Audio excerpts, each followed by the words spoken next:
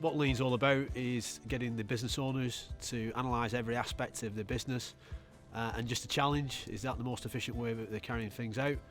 And to analyse what all the waste in its widest context is within the business, and then really to come up with ideas of ways of improving that business performance.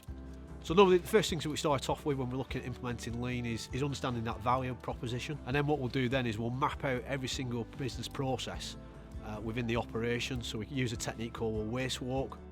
Well, what the waste walk does is effectively holds a mirror up to the business and then reflects back what's going on with the business in a lot more detail than what you'd normally see with a naked eye.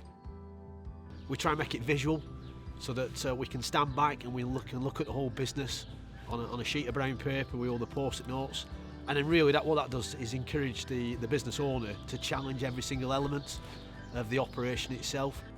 What we then do is we then filter down all the ideas.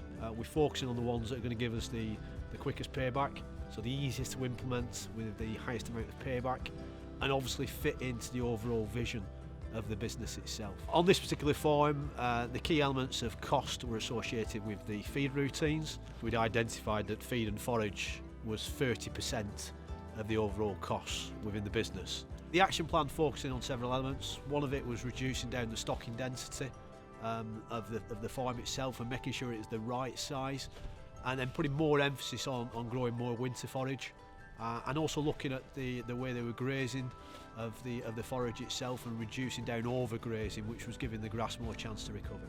By identifying where the waste was and where the opportunities were for improvement, we identified £40,000 worth of savings